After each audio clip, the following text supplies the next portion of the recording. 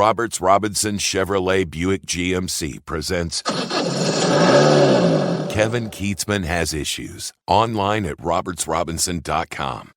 We have a wonderful conversation coming up with a young man who could be a role model for any kid. He is a young man of great faith. He has been very successful in his athletic career as a quarterback and had a very, very interesting situation as a rookie with the Miami Dolphins in the 2022-2023 season. Of course, we're talking about Skylar Thompson from Fort Osage High School in the Kansas City area and Kansas State, who wound up playing 7 games for the Miami Dolphins this year. He didn't start all of them. And then the game we all remember, that playoff game against the Buffalo Bills, where he threw for 222 yards and a touchdown in a 34-31 playoff loss.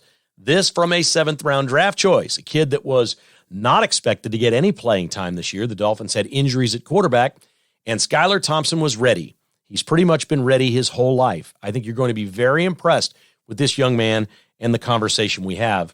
And he's got a tremendous event coming up a week from now on March 4th to raise money for cancer. More on that in just a moment. I do want to share with you one other football story before we get to Skylar Thompson. This one was just too tasty to not share with everyone. And that is the receipts are in from the new sports books in the state of Kansas and what happened during the Super Bowl. During the Super Bowl this year, the sports books in Kansas lost $14.5 million because everyone in the Kansas sports books bet on the Chiefs. Now, that was just Super Bowl weekend. Goodness knows what it was like over a 3-week period where the Chiefs covered the spread against the Jaguars and covered the spread against the Bengals. It was a clean sweep. It had to cost Kansas sportsbooks $30 million. Don't look for any profit out of the sportsbooks for the state of Kansas because the Chiefs ran roughshod over that in year one. I actually think it's funny. I don't expect sports betting to put a whole lot in the coffers in the state of Kansas until it becomes much more mainstream in all the sports.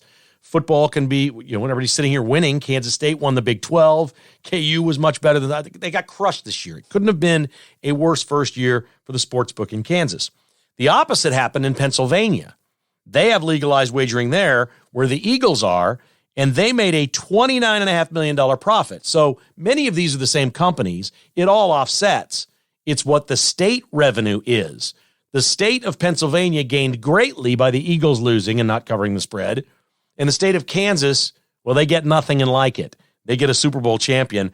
I'm guessing the sports books in Kansas lost a total of $30 million on the Chiefs in the playoffs, including some wild wagers. How about this one? A $12,000 in-game wager for the Chiefs during the Super Bowl at plus 330 paid out $39,600 on Super Bowl Sunday. A multi-sport bet was made. One person walked into the sports book before the season and bet $300 on a parlay that the Astros would win the World Series, Georgia would win the college football playoff, and the Chiefs would win the Super Bowl. That person cashed in for $30,000. A $20 wager, this is awesome, at 35,000 to 1, or plus 35,000, not 35,000 to 1.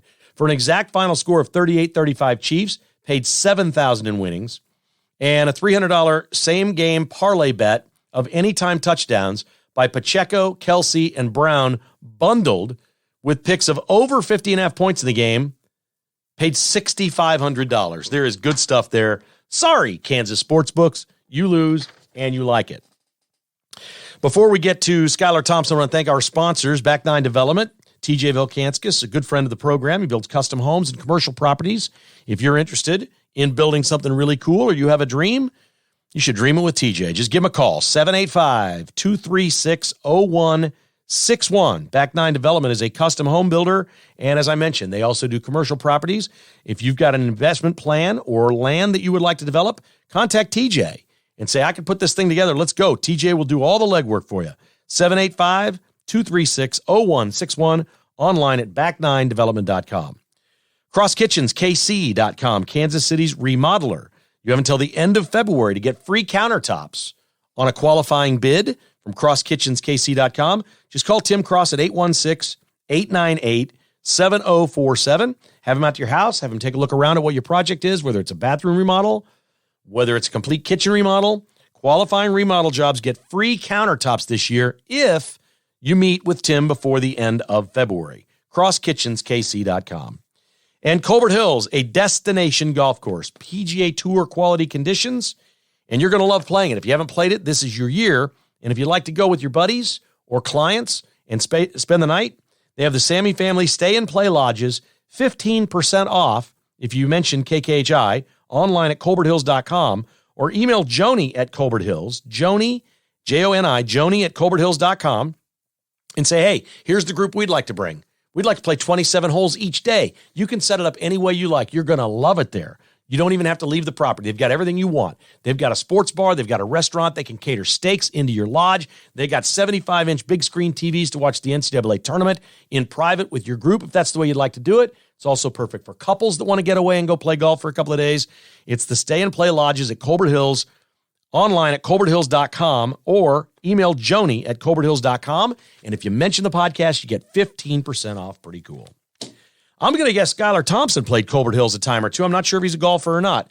Probably won't get to that in this conversation, but he's just an incredible young man who's been through a lot. He lost his mother at a very young age, basically dedicated his life and his career and everything he's done to the memory of his mom.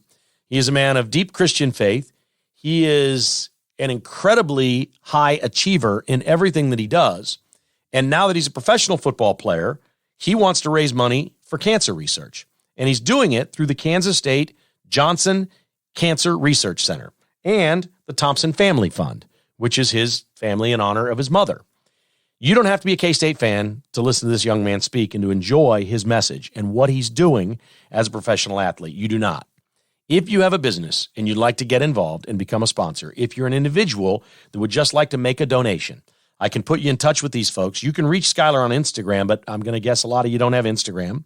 It's at Skylar J. Thompson. You can reach him personally that way. Or you can call Goolsby's at the Bluemont Hotel in Manhattan, where the event is taking place Saturday, March 4th. That number is 785-473-7091. We'll give the number several times during the interview.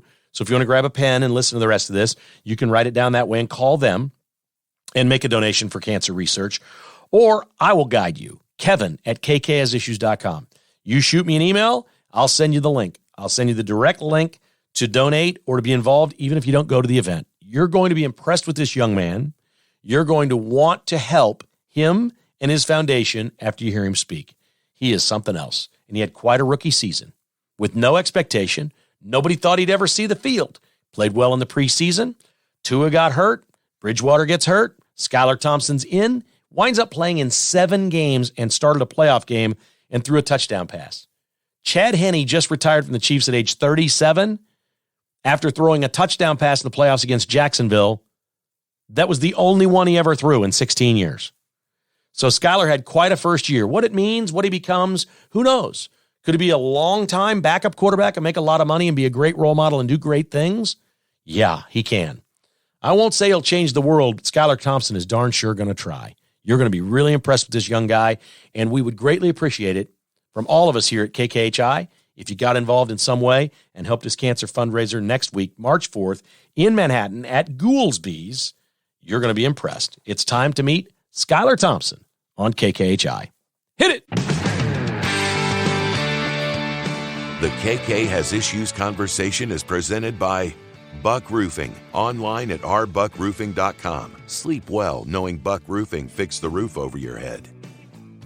Skylar Thompson joins us now. He's got the big event coming up March 4th, Saturday in Manhattan at Goolsby's, part of the Bluemont Hotel complex. It is Fake Patty's Day. All the young people will be going wild in Aggieville, but we're hoping a lot of folks will do something really good for the Kansas State Cancer Research Center, the Johnson Cancer Research Center, as Skylar Thompson has dedicated his weekend and evening to meeting a bunch of fans, signing autographs, and raising money for cancer research. He joins us now to talk about it. Skylar, how you doing, man? Good. How are you? I'm doing great. It's a pleasure to have you on. Congratulations on a crazy first year with the Dolphins. We'll get to football in a moment, but this event you're doing, I think, surprises almost no one that knows your background, as cancer has really impacted your life, your childhood, by losing your mom. And I'm guessing as a pro football player now, you're going to be doing a lot of things to raise awareness and funds for cancer research. How'd you get involved with this one, and what does it mean to you? Yeah, well, it's been an awesome process to get going, and I have to give a lot of credit to my my marketing agent, Jamie. She has done a great job of coordinating all this stuff and helping me put it together. This was kind of always my vision and something that I've wanted to do. But, with NIL and that stuff, it wasn't passed at the time. So I was kind of limited on, when I could do that. And then finally it presented itself last spring that we could do it for the first time. And I thought of, what a better place to do it than one of my best friends, Denzel Goolsby's place that he opened up in Manhattan, Kansas. So it's a tremendous thing we got going on.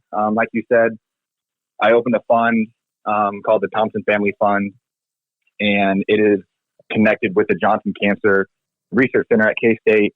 And all proceeds, all the money that we raise for this fund it goes directly to cancer research at K-State.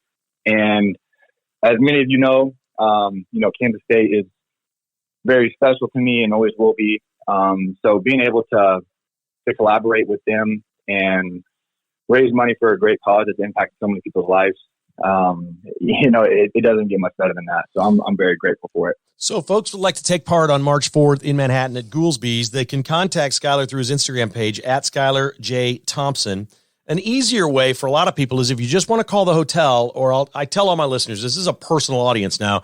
If you folks want to email me, I'll get you the information. I can get you the link directly to getting a ticket, going to the event, or if you'd like to make a donation and support this through the Thompson Family Fund and the K-State Cancer Research Center. My email address, of course, is kevin@kkhasissues.com. Anybody can email me, or you can call the Bluemont Hotel in Manhattan at 785-473-7091. Again, that's 785-473-7091. My buddy Andy Suber, the proprietor there at the Bluemont Hotel, has alerted all the staff that if they call the front desk or whatever, get the information out. Let's get everybody to Skylar's event. Can you describe for me a little bit about what the event is going to be like? I assume Denzel will be there, and I've not met him, but man, everybody that talks about Denzel Goolsby says this is like the greatest guy on earth. I've been to his place and I've been to the hotel. It's a great spot. What do you expect to have happen at the event? Yeah, it's going to be a great time. And like you said, Denzel and I go way back. We lived together for four years. We're teammates at K-State. I was a groomsman in his wedding. So to this day, he's a ride or die for me. And like you said, has a beautiful place there. And we're going to have live music. We're going to have a silent auction. We're going to have food catered from Cox Barbecue. And by purchasing a ticket, you get 2 drink tickets to get drinks there. So it's going to be a great time. I have so much family coming in town, some past teammates that are gonna come out and support, and friends. It's going to be awesome. It's going to be awesome. It's special to me because obviously, like we're all coming together to raise money for a great cause. But it allows myself, my family, everybody to intertwine, to reunite at K-State in Manhattan, and gives me a chance to connect with fans from K-State and just give back to all the support and love that they gave me throughout my career. That means a lot to me. So I'm looking forward to just getting there, having a great time, talking to everybody that comes, and just chatting it up about life and sharing life experiences, talking about the future goals, whatever the case may be. I'm looking forward to all of that. I'm sure you have plenty of friends still on the team and current players, and a couple of them I assume will be coming to the event. I was stunned that BB decided to stay. I know he's going to play with his brother, but my goodness, the NFL is calling for this guy. It's so interesting to see how everybody's path to the NFL or toward their professional career outside of football is so different. Who are the guys that you're still really close with that are still on the team that played this last year or will be playing in the upcoming season? Yeah. There's quite a few guys. I would say the closest guy is Will Howard, which probably is not a shocker. Mm-hmm. Him and I spent a lot of time together. I talked to Cooper Beebe throughout the season, Christian Duffy, Hayden Gillum, all those guys that stuck around on the O-line, I know pretty well. And then, Deuce Green, guys that have been there for a while, I try to tap in with every once in a while and check in with them. But yeah, talking about Cooper, it doesn't, like you said, everybody has a different story. Everybody has a different journey. And he's never had the opportunity to play with his younger brother. And Cooper is one of the best offensive linemen, that I've ever played with. Right. Just all around athletic, skill-based, leadership, literally from top to bottom. He nails. So I know K-State was really excited to have him back, along with multiple other guys that chose to use that sixth year. You stayed at K-State a long time, and you mentioned Daniel Green and Cooper Beebe and some of these players. I think most people thought that, we've lived at such a time that if you have a chance to go pro, you go get the money. Is NIL what's changing this? I was really surprised to see a couple of these players coming back to Kansas State. And again, you played there a long time. How do you see college athletics impacted by NIL, and is it keeping some players from turning pro? Yeah, I definitely think it makes a difference when a player can profit off of his name and bring some money in to help himself live a little bit, And I was never, I was never a complainer about the opportunities that we got before NIL. Having a free ride to school, getting a room and board check every month. Like I lived well for a college kid, and I was very grateful for all that. But I always did believe that players should be able to profit off their name. And if they can, if they're having success on the field and that's leading to success off the field, then they deserve to do that. And I do think that does contribute to guys hanging around and staying around, and that makes a difference. And I think the most contributing factor, at least for K-State, in my opinion, though, is we have a great football program there, and Coach Clymer has done a great job of building a championship program, and guys have realized that, and they're having fun playing ball. And just like what I've had conversations with a couple of those guys, and I tell them, like, football is only going to be here for so long, and you just never know what the future is going to hold. You never know what's going to happen. And if you got an opportunity to come back and play and contribute to the team and help go back to another championship, like, why not do it? I personally was in a position where my situation was a little different, obviously coming off of an injury, but it was definitely going through my head too. Is like,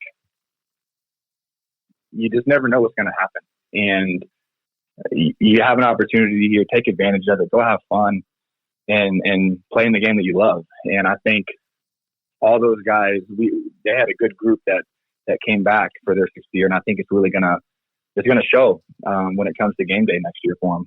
That's so great. It's called A Night with Skylar Thompson, an up-close and personal setting held at Goolsby's in Manhattan, right by the corner of campus there by the Bluemont Hotel. It's Saturday, March 4th. You're going to have lots of great K-State players and VIPs, Cox Brothers Barbecue, live music, a great cause. You're raising money for cancer research. Folks, if you're interested, or if you'd just like to make a donation, if you can't make it, or you want to get your company involved and maybe have your company buy a sponsorship and send some employees, or maybe you have some friends in Manhattan, doesn't matter where you live, folks, or if you can go to the event, you can help the cause.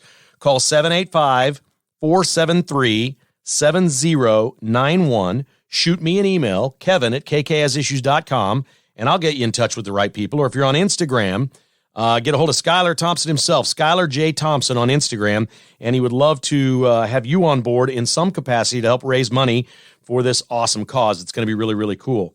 I do want to talk Dolphins, but since we started talking about K-State players, and you mentioned how close you are to Will Howard, I'm not hyping this, Skylar. I said this. Look, I'm an old guy, man. I graduated from Kansas State in 86, if you can believe that. There was not much football prior to then. Not much very good football. Stan Weber was quarterback, and he was good, and they made a bowl game in 82, and so there was some. But I said this about Will Howard this year at Kansas State, and I've been following K-State football now for decades. I have never been so pleasantly surprised or shocked by any one player in any one season than Will Howard this year.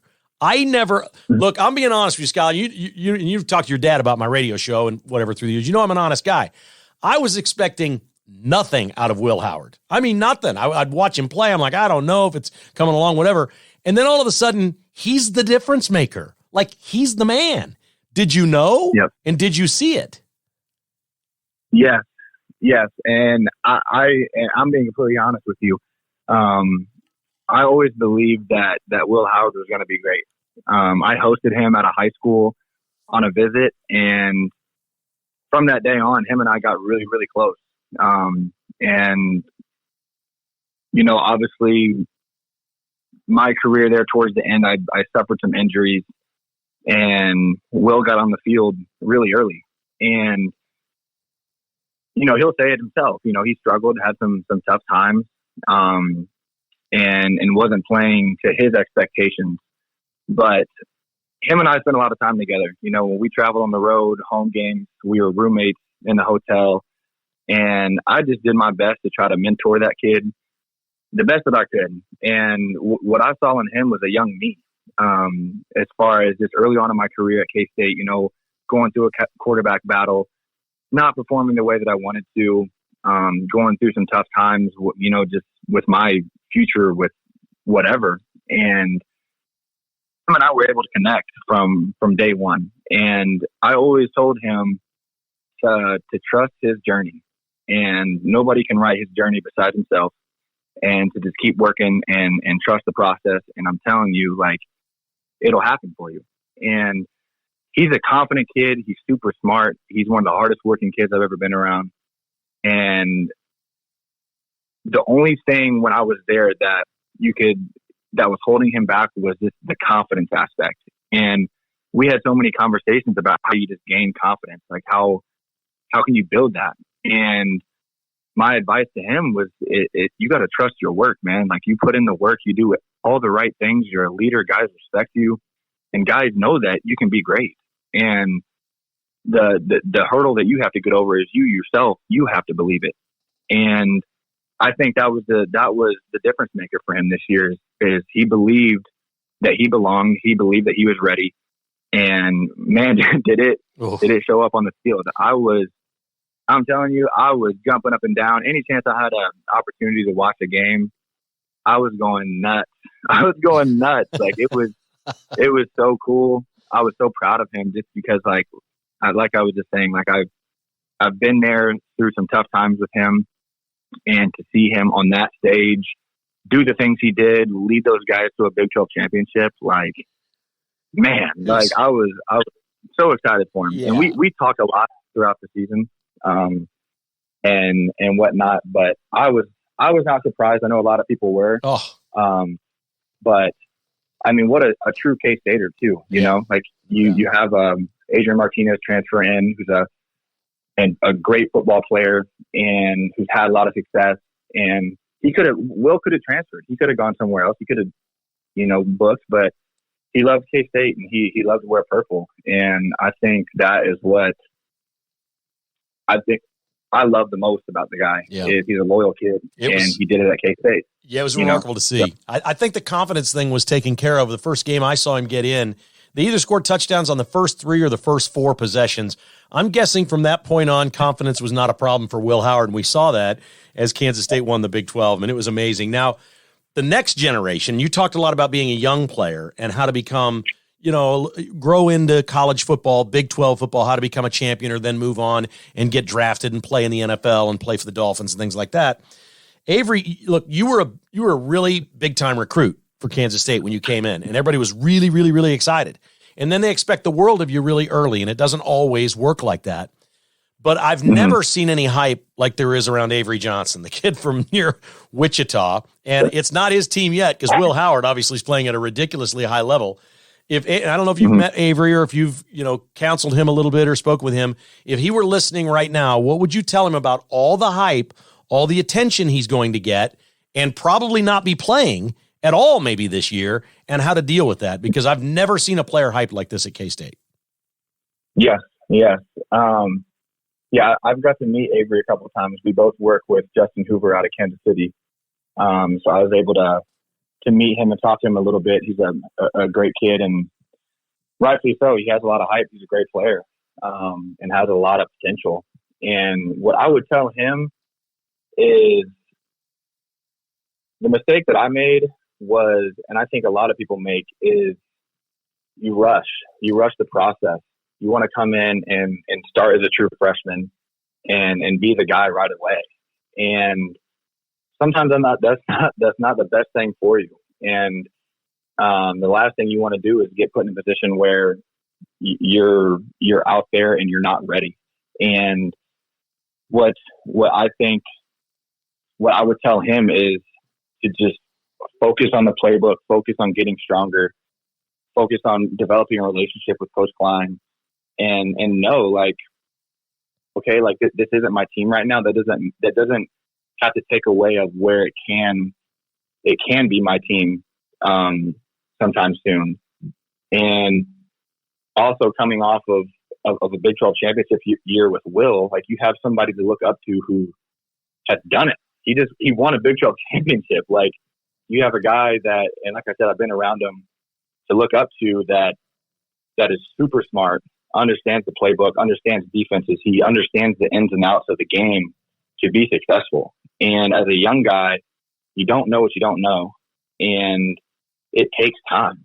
And when your time comes, make sure you're ready. And you make sure you're ready by all the things that I said. Is just getting stronger, getting in the weight room, doing all the right things in the classroom, and learning the playbook, developing a relationship with your teammates. Like, all those things are going to contribute to where when you step in there someday, the team is going to rally around you because they've seen you put in the work. They've seen you do all the extra stuff, and you're going to have trust from the coaches. It takes pressure off of you, you know? And I think that is what's going to really help Avery.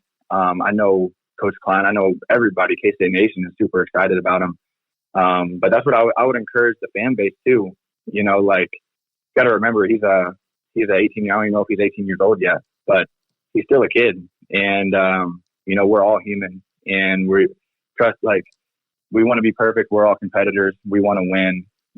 You go to K-State, like, you're special, you know, and it's a special program that breeds special people during the college years and afterwards. And just give the kid some grace and support him. And whenever he gets his shot, just ride with him, because, you know, he has a lot of potential. And whenever that time comes, I know I'll be tuned in.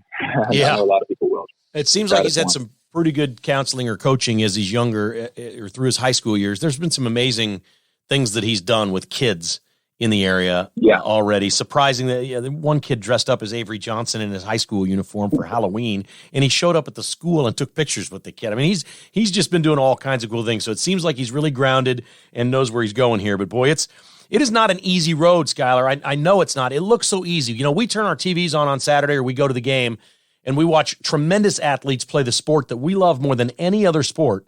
And you make things look so easy so many times.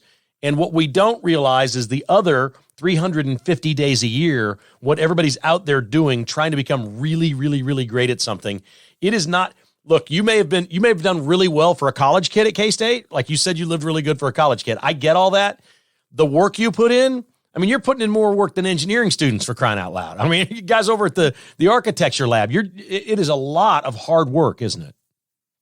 Yeah, it is. And that's something I wish I would have realized earlier in my career. Like, in order to be great, like, they require, being a student athlete, like, you're required to do so many things. And I mean, you have 6 a.m. lift, run, practice, meetings, you know, it's just constant. And then whenever you have free time, you got schoolwork, you got to go to class, you have tutor sessions. Like, it is nonstop. But in order to, like, really separate yourself, like, you have to do more than what's required. And our days are already jam packed. So, like, doing the extra, doing more than what the coaches are asking you to do is very challenging. And that's something that I think with Coach Kleiman that we really developed there during his tenure, that when he started is guys are doing that all the time. And it is hard. It is really hard. And it's challenging because we face the same thing. Like, we see, as much as you try not to look at it, like, you hear what people say. You hear what the media says.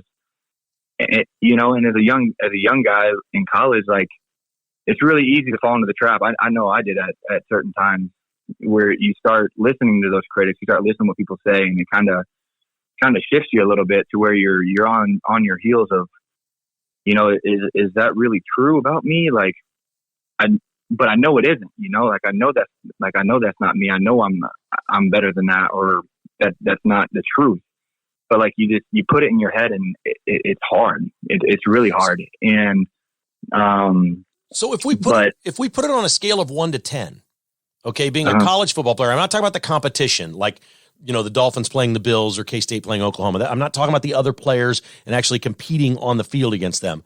Just being a student, going to college, and doing everything you had to do to be a college player. On a scale of 1 to 10, how hard is that? And then how difficult is your schedule as a professional player? It sounds like college is harder than pro, or at least more time-consuming. I would say the physical demands in college, it's a 10. Especially at K-State, like, pride ourselves in the hard work there and outworking people. So it was definitely a 10.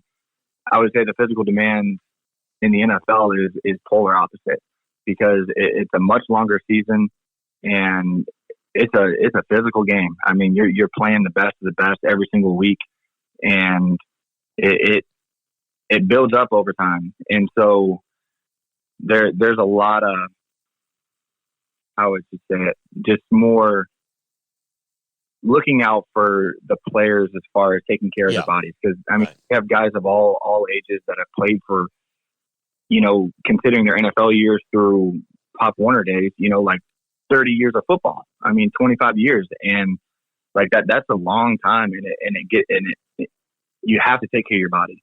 And I think that's the biggest thing in the NFL is we get so much time to take care of ourselves. And it's different in college because you don't have somebody sitting here telling you what to do every second of the day. Right. You don't have a schedule all the time. Like we're in there when it's time to work, it's time to work. But I mean, most of the times during the season, we were done at 3:00.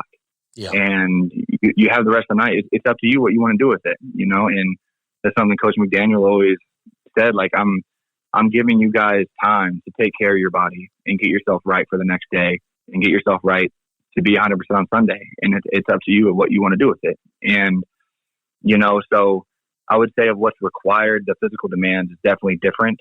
But for my position, being a pro is a great. It's good to be a pro. Yeah, isn't it? like the physical demands are different, but mentally, right. It is harder. It is harder for sure. No doubt.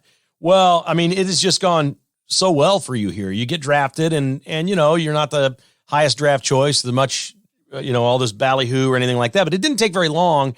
And the Dolphins were saying things like, well, we got something here better than what we thought. We liked Skylar, but we got something better than what we thought. And a lot of the comments that I read this past season were surprised how quickly you were picking up the offense and the playbook.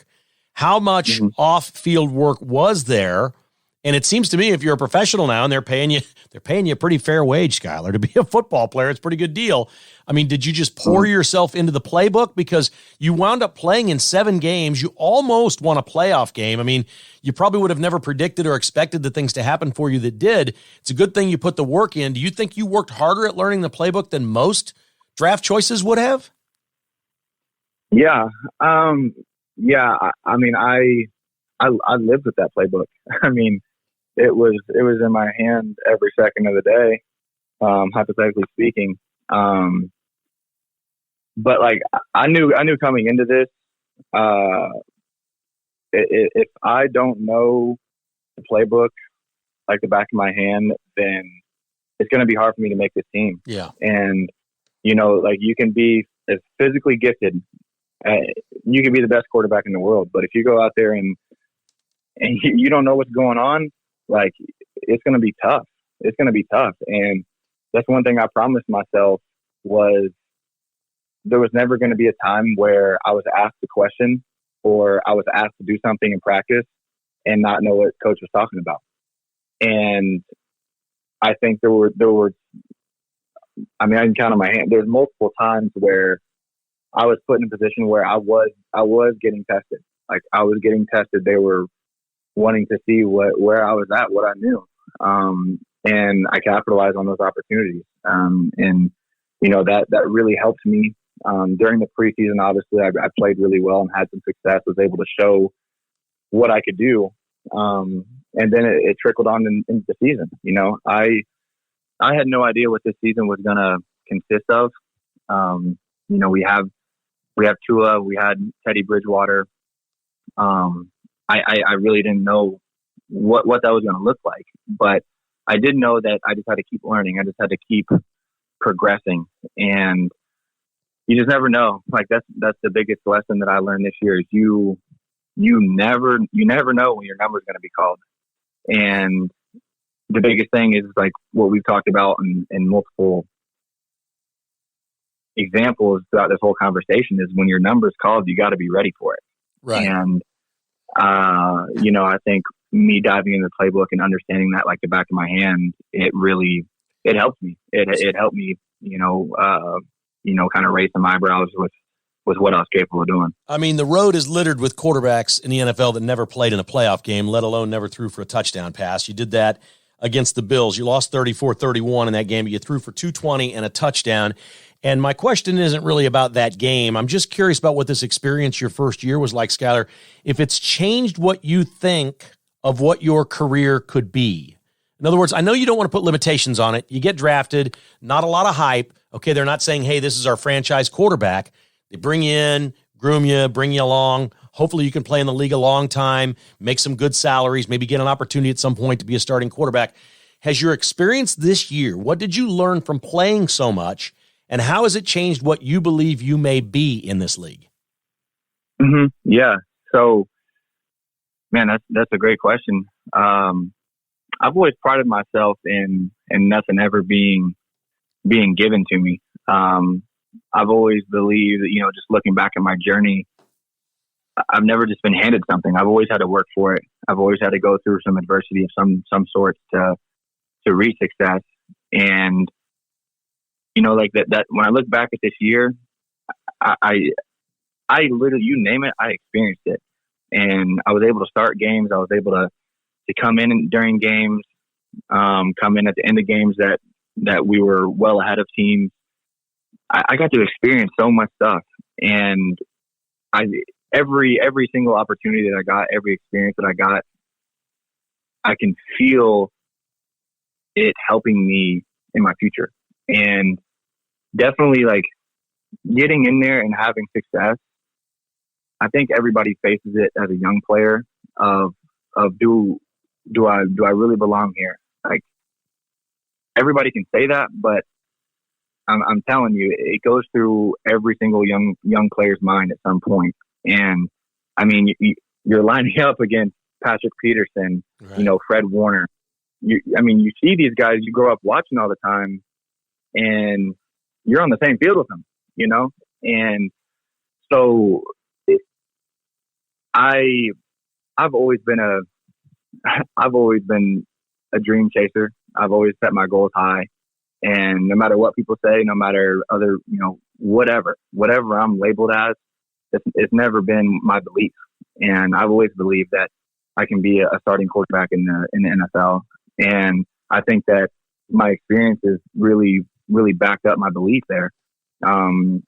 Like you said, I understand my role in the team. I understand what the Dolphins are asking of me, and that is great. But what I'm going to do is just control the things I can control, is just keep progressing, keep getting better, and just be ready whenever my opportunities come, and just making the most of them and just showing everybody who I am, and I feel like there were flashes this year where I was able to show what I can do. I was able to show that I can deliver the football anywhere I want to. I can be accurate. I can make plays. And when our team needs a play, I can make it, and I think that's something that I've always prided myself in is being a winner and being a gamer. And when it's crunch time, when the times are hard, there's high expectations, things are on the line. Like that's where I'm most comfortable. That's where I have a lot of fun. And sure enough, I got to experience that this year towards the end of the year. Amazing. Playing in the game to go to the playoffs and playing in the wild card game at Buffalo, who was preseason was projected to win the Super Bowl, right. And we had a shot to win. And so there's a lot to hang my hat on, and be proud of. But there's also a lot of work to be done. But definitely all my experiences this year give me a lot of hope, and a lot of encouragement for myself to move forward and have some success. I think what I learned about you, and I'm not sucking up to you, this is legit, by watching you play. If you'd sat there all year and never got on the field, I'd say, I still don't know what Skylar's career is going to be. I don't know. There's no way to tell. And there's been plenty of guys drafted where you got drafted or signed as an undrafted free agent that sat for a couple of years, never got an opportunity, the team gave up on them, and then that was it. You're going to be around a while. I can promise you that right now. You definitely showed enough as a rookie that even if there's and we don't know what's going to happen with the Dolphins quarterback situation. I think that's kind of up in the air, and there's some things going on, and I won't even ask you about that because it certainly is not your area to comment on. But I think the league saw it all, and as much as anything else, what an unbelievable rookie opportunity for the other 31 teams to see what you're doing, and for the Dolphins as you're progressing and getting better. My goodness, I can't imagine how much better or more prepared you'll be coming back your second year than you were your first year. Yeah, no, 100%, and that's what just a lot of people don't realize is that rookie thing is brand new. I mean, talking from playbook to practice structure to games to traveling. I mean, it is, and that's not even considering living in Miami, Florida, which is a lot different than Manhattan, Kansas. You know, it was a whirlwind, and you know, a lot of the times I was just trying to swim and keep my head above water, and you know, so I think going into year two, knowing what to expect. You know, knowing what OTAs are going to look like, know what my summer is going to look like, know what fall camp is going to look like. Just being able to better prepare myself even more because I know what's coming, I really think is going to help me.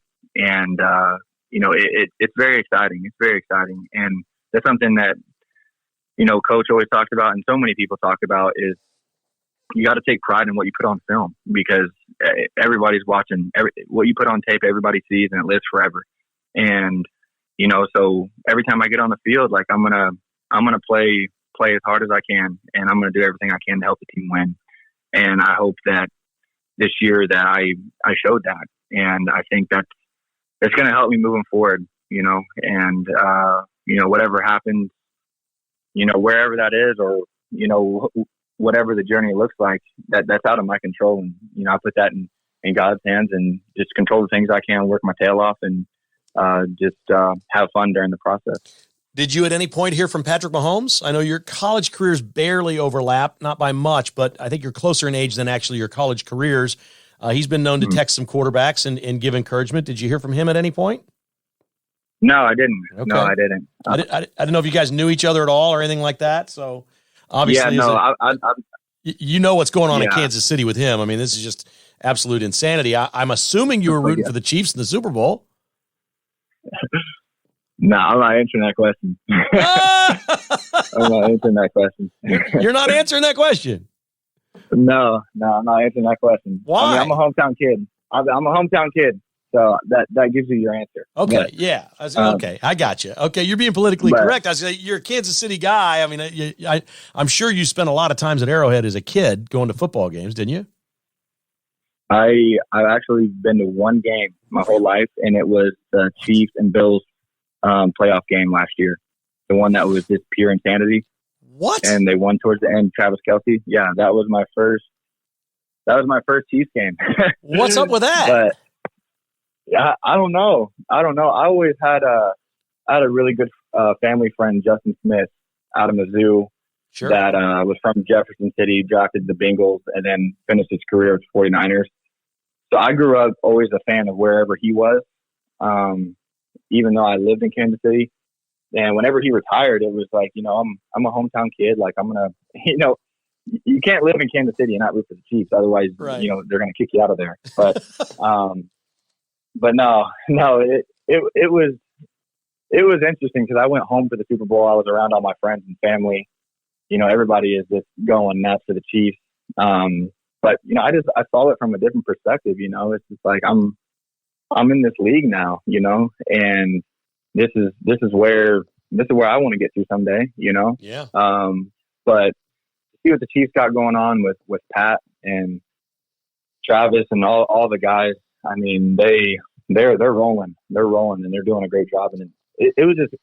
I thought the Super Bowl from top to bottom was just a great game. I thought it was two of the best teams in the league this year. I mean, and guys showed it. Guys were battling. Jalen Hurts battled.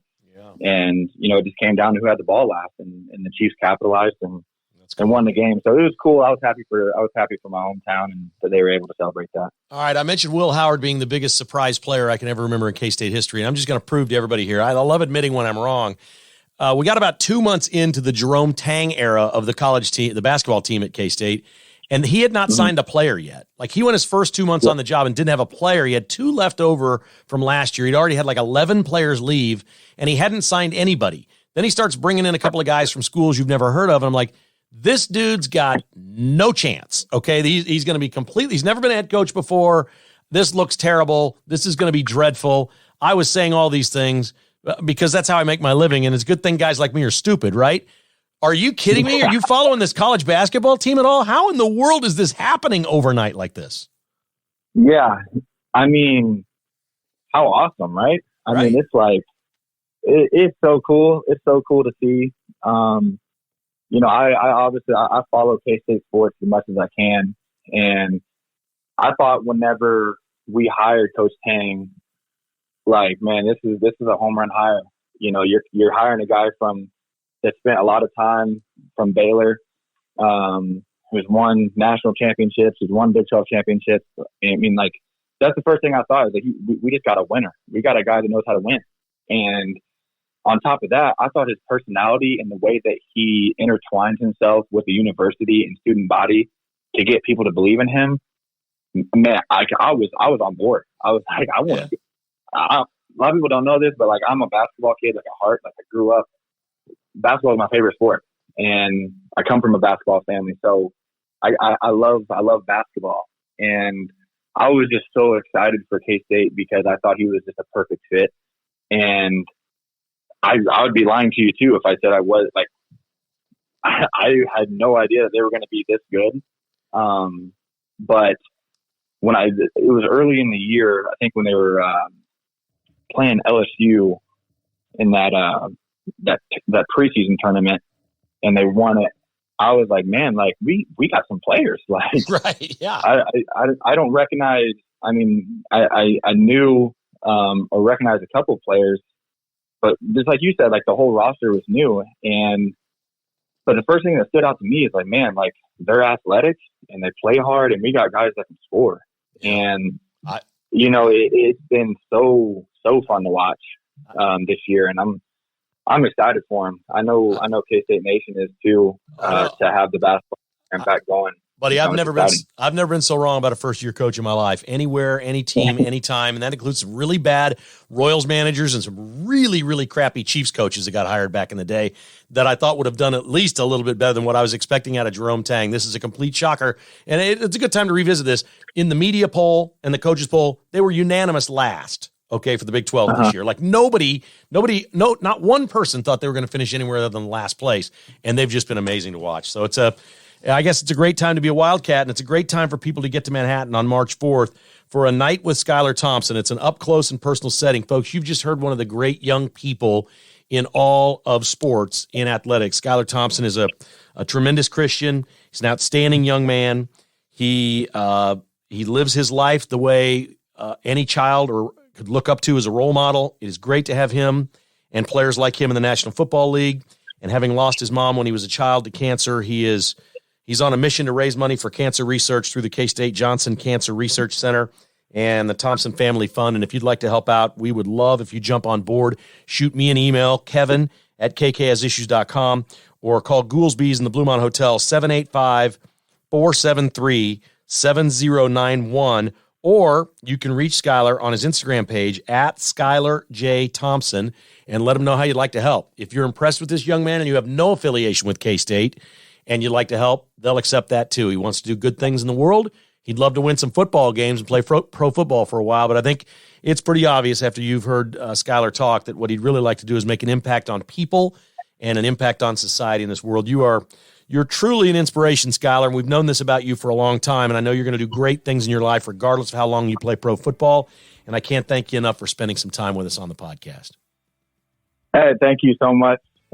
It really, really means a lot to me. Anytime I get a chance to share my journey, my story, and talk about K-State, man, I mean, not much more that I love in this world. So thank you for having me. All right. Tell your dad I said thanks for being a fan of the radio show all the years, but why in the world did he not take you to Arrowhead? You tell him I said that. All right? No, he's listening. He's listening right now, so I'll call him out on this right now. What in the world, man? That's good stuff, buddy. I appreciate it, and wish you the very best with the event next weekend. Yeah, thank you so much. I appreciate that.